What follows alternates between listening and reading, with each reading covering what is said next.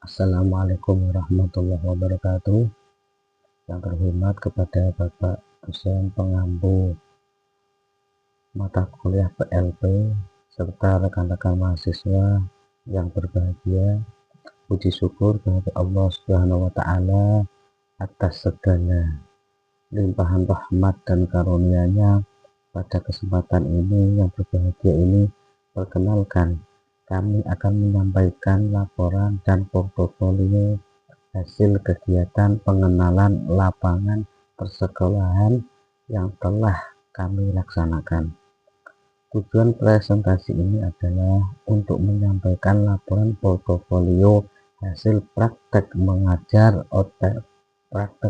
otentik atau PLP pada materi sifat-sifat Allah dan akhlak terpuji dengan judul Taubat, Taat, Istiqomah, dan Ikhlas di MTS Al-Islah Pulau Kulon kelas 7E. Perkenalkan, nama saya Ali Mahfud, kelas B21 semester 6, program studi PJJ PAI UIN Cyber Senojati Cirebon. Mahasiswa praktekkan dalam kegiatan pengenalan lapangan persekolahan atau PLP pada mata pelajaran akidah akhlak.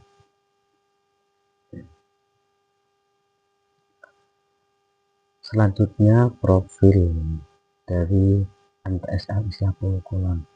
MTS Al-Islah Pulau Kulon berada di bawah naungan Yayasan Pondok Pesantren Al-Islah yang didirikan. Pondok ini didirikan oleh Romo Kiai Mbah Yai Dimyati. Yayasan ini mengelola beberapa lembaga seperti pendidikan MI, MTS, MA, dan SMK Al-Islah Pulau Kulon. Sebagian peserta didik MTS Al-Islah Pulau Kulon juga merupakan santri aktif di Pondok Pesantren Al-Islah, sehingga lingkungan belajar sangat kondusif dan bernuansa Islami serta mendukung pembentukan karakter. Kemudian profil peserta didik kelas 7E MTS Al-Islah Pulau Kulon. Jumlah siswa dari kelas 7E yaitu total seluruhnya ada 23 siswa. Dari 23 siswa, ada 5 siswa ini berkemampuan tinggi dan 12 siswa ini berkemampuan sedang dan 3 siswa berkemampuan rendah serta cenderung pasif dalam pembelajaran di kelas. Kedua, fase perkembangan dan lingkungan. Berada pada fase operasional format awal dengan kemampuan berpikir logis dan abstrak yang berkembang. Lingkungan mendukung penerapan kurikulum merdeka berbasis cinta dan pendekatan deep learning.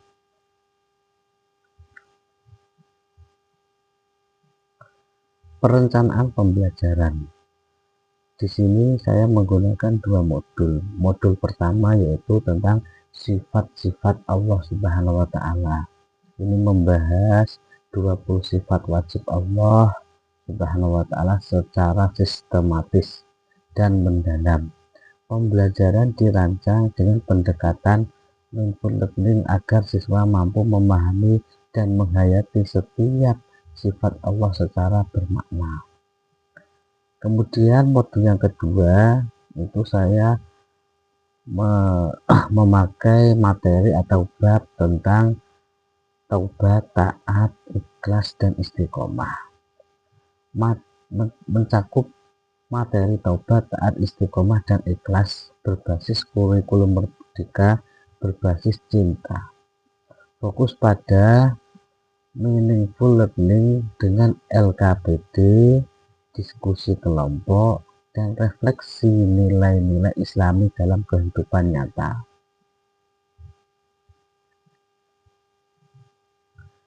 Metode, media, dan asesmen. Metode dan media pembelajaran di sini saya lebih cenderung dengan menggunakan ceramah interaktif dan tanya jawab langsung kepada siswa. Kemudian saya berdiskusi, menggunakan diskusi kelompok kecil dan studi kasus. Di dalam kelas nanti ada beberapa kelompok, saya ajak untuk berdiskusi. Kemudian refleksi individu, jadi materi yang sudah diajarkan, kemudian saya menunjuk siswa untuk merefleksikan apa yang dipahami. Media yang saya gunakan sementara ini yaitu saya hanya menggunakan media PPT, terus gambar ciptaan Allah, dan medianya menggunakan LKS. Kemudian asesmen pembelajaran, sikap observasi, keaktifan, kerjasama, kejujuran, dan kedisiplinan. Pengetahuan tes pilihan ganda, saya berjumlah pilihan ganda berjumlah 10 soal dan isinya 5 soal. Keterampilan presentasi kelompok dan pengerjaan LKPD.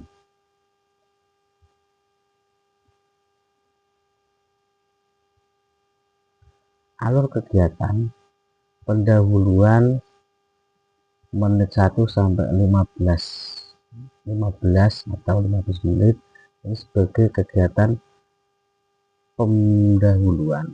Kegiatan saya buka dengan membaca doa bersama dengan siswa, kemudian saya mempresentasi atau mengabsen kehadiran siswa, mengapersepsi, mengaitkan materi dengan kehidupan nyata, serta pertanyaan pemantik untuk membangkitkan rasa ingin tahu peserta didik. Kemudian untuk kegiatan inti ini yaitu saya menjelaskan beberapa materi kepada siswa, kemudian saya mengajak diskusi kelompok kecil kepada siswa, kemudian saya bertanya jawab kepada siswa, saya bertanya, siswa yang menjawab untuk agar lebih interaktif dan studi kasus. Kemudian untuk penutup, biasanya saya menggunakan refleksi individu, yaitu apa yang dipaham oleh siswa dari materi yang sudah saya paparkan. Dan juga saya menarik kesimpulan bersama. Kemudian saya memberikan tugas, lalu kita bersama membaca doa penutup.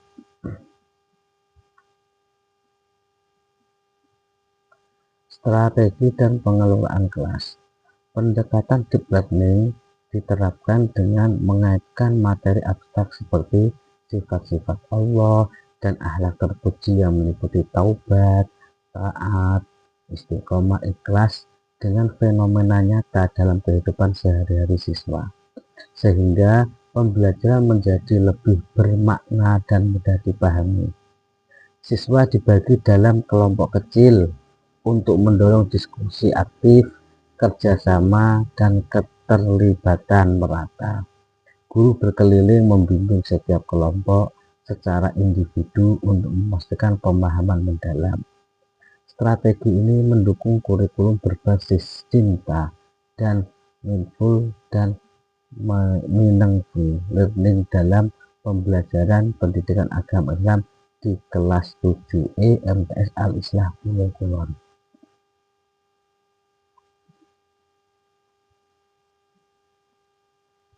Untuk kendala pembelajaran, untuk kendalanya satu yaitu saya lebih dominan dengan menggunakan ceramah dalam menyampaikan materi, mengakibatkan siswa kadang cenderung pasif dan kurang terlibat aktif dalam proses pembelajaran, sehingga beberapa siswa tampak bosan, ada yang mengantuk, dan perhatian menurun selama kegiatan belajar berlangsung.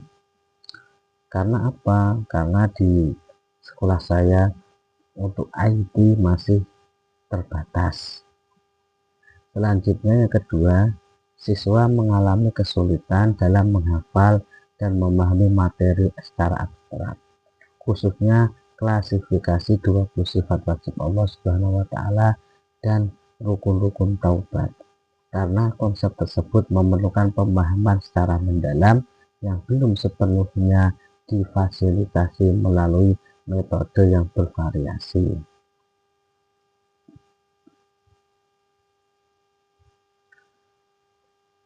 Evaluasi asesmen.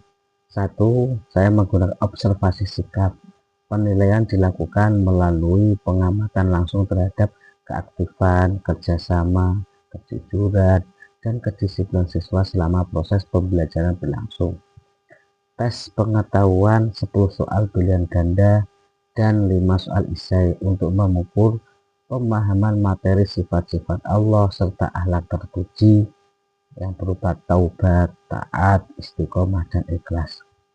Penilaian keterampilan, presentasi kelompok, dan pengerjaan LKPD 1 dan 2 itu sebagai bahan evaluasi asesmen yang saya gunakan.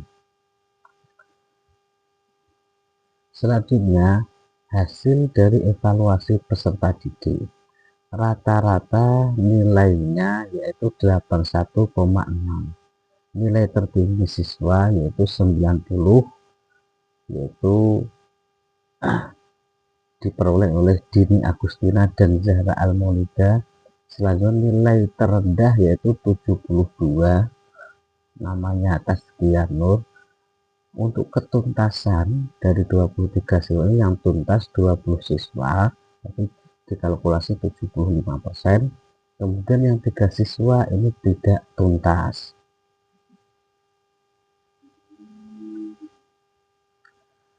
Analisis dan butir soal.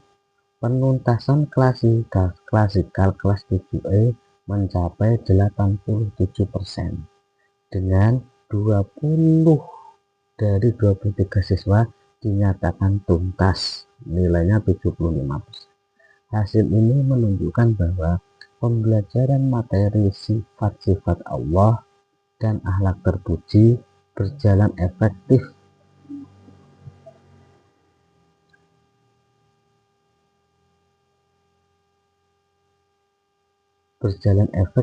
secara keseluruhan. Analisis butir soal menunjukkan bahwa soal pada ranah definisi dan pemahaman konsep dasar relatif mudah dikuasai siswa dengan tingkat kebenaran mencapai 91 sampai 92%. Hal ini mengindikasikan bahwa penyampaian materi pokok telah dipahami dengan baik oleh sebagian besar peserta didik. Sebaliknya, soal yang menuntut analisis mendalam dan hafalan rinci seperti klasifikasi sifat Allah dan rukun-rukun taubat hanya dijawab benar oleh 50-52% siswa. Hal ini menjadi catatan penting untuk perbaikan strategi pembelajaran ke depannya.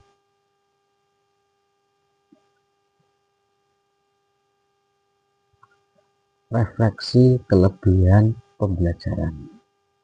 Materi saya sampaikan secara runtut dan sistematis, mulai dari pengantar konsep hingga pendalaman materi sifat-sifat Allah dan akhlak terpuji, sehingga peserta didik dapat mengikuti alur pembelajaran dengan baik dan mudah memahami. Kedua, media visual yang saya gunakan yaitu media PPT dan gambar ciptaan Allah serta video YouTube. Tapi mohon maaf, untuk praktek kemarin saya belum bisa untuk menampilkan videonya kepada siswa karena masih keterbatasan media.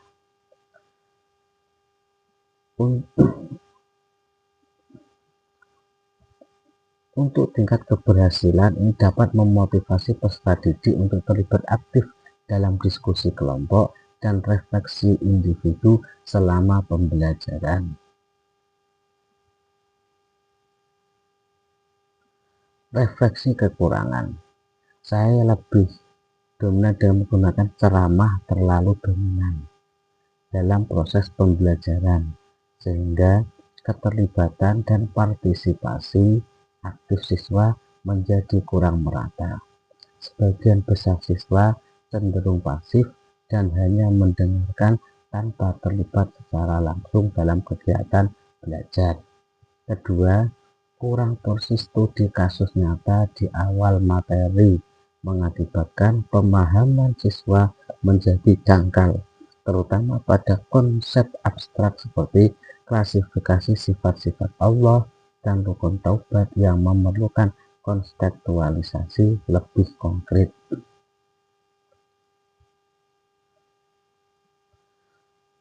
Untuk fakta keberhasilan dan kendala.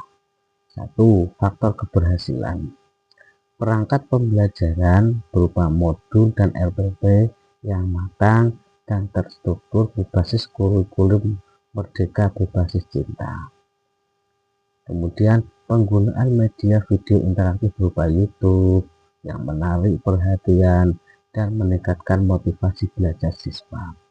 Pendekatan deep learning yang mengaitkan materi dengan kehidupan nyata. Kemudian 2. Faktor kendala. Siswa berkemampuan rendah kurang mendapat perhatian individual yang memadai selama proses pembelajaran. Metode ceramah yang masih dominan menyebabkan keterlibatan siswa kurang merata.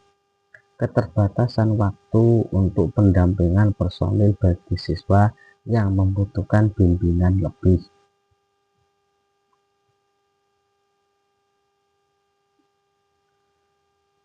Untuk tindak lanjut, 1.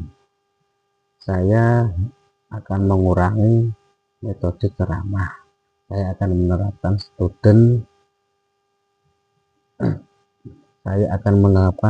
student centered learning. Alihkan peran guru dari penyampai materi menjadi fasilitator.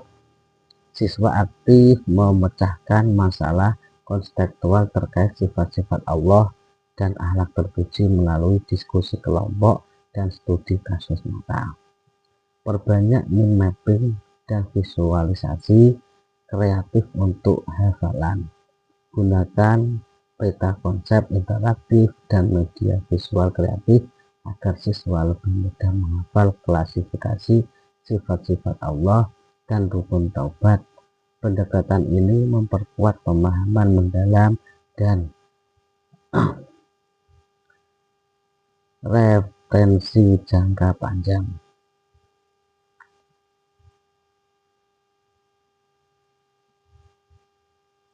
Untuk program remedial dan penggayaan. 1. Program remedial ini diberikan kepada 3 siswa yang belum mencapai KKM, yaitu 75. Strateginya itu dengan menjelaskan ulang secara konseptual dan individual, serta latihan soal berbasis kasus sederhana yang relevan dengan kehidupan sehari-hari agar pemahaman konsep sifat Allah dan akhlak terpuji lebih mudah dicerna. 2. Program penggayaan diberikan kepada 5 siswa berkemampuan tinggi. Kegiatan tugas analisis fenomena sesuai yang berkaitan dengan sifat-sifat Allah dan nilai akhlak terpuji, yaitu taubat, taat, istiqomah, ikhlas, serta presentasi mini di depan kelas.